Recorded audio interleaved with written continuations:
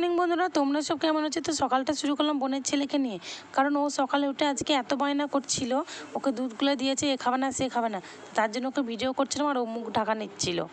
তো সকালবেলায় দেখো আমি আজকে খুবই সকালে বাসি কাজ সেরে রান্না টান্না করতে চলে এসেছি, কারণ আজকে আমাকে বাপের বাড়ি যেতে হবে। আর বাপের বাড়ি যাব বলে সেই জন্য অনেকটা সকালে উঠেছি, আর উঠে স্নান টান সেরে নিলাম, কারণ রান্না করতে লেগেছি। কারণ রান্নাটা করার কারণ হচ্ছে ছেলে শাশুড়ি মা যাবে না, তো ওরা যাবে না বলে সেই জন্য আমি সকাল সকাল রান্নাটা বসিয়ে দিয়েছি। আর আমি তো সাধ্য বাড়ি খাই না, তো সেই জন্য আমার জন্য একটু রান্না করে নিলাম, কারণ যেহেতু যেতে তো হবে, কারণ এখান থেকে রাঁধুনি করা হয়েছে, তো সেই জন্য যাবো ভাবছি। তো আমি সকাল সকাল সব কিছু সেরে নিয়েছি, তো নিয়ে এবার আমি যাব।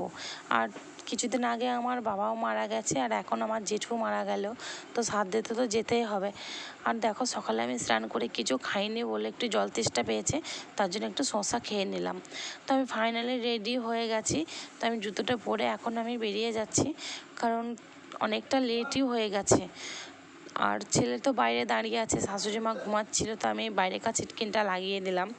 তো এত দেরি হয়ে গেছে যে আমি ছুটতে ছুটতে যাচ্ছি, কারণ সেখানে আমাদের অনেকটা সকালে পৌঁছাবার কথা ছিল, আর আমাদের এখানে দুপুর হয়ে গেছে, তাহলে দেরি তো হবেই।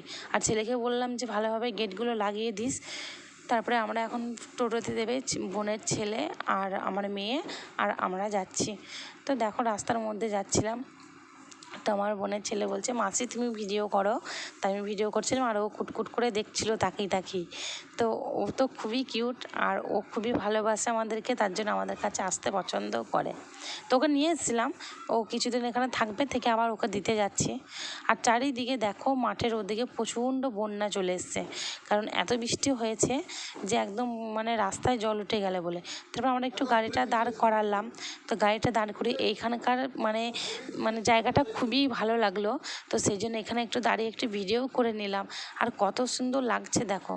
আর ওখানটায় 3টে ছেলে রিলস বানাচ্ছিল জলের মধ্যে দাঁড়িয়ে রাস্তাতে, আর রাস্তাটা মানে ব্রিজের মধ্যে জল উঠে যাবে, তো সেখানে আমরা একটু ভিডিও করে নিলাম। আর এতটা পরিমাণে জল হয়েছে হয়তো ভিডিওতে ভালোভাবে বোঝা যাচ্ছে না। তো আমার বোনের ছেলেও ছিল, তো আমার বোনের ছেলে বলছে, মাসি আমিও ভিডিও বানাবো। তা ওকে ওর হাতে আমি ফোনটা দিলাম, তো ফোনটা নিয়ে ও ভিডিও করছিল। তা ও ভিডিও করা হয়ে গেছে, তো আমরা আবার রওনা দিয়ে দিলাম। তো আমার এই চ্যানেলটা সাবস্ক্রাইব করে দিও, আর কেমন হয়েছে কমেন্টে জানিও। টাটা।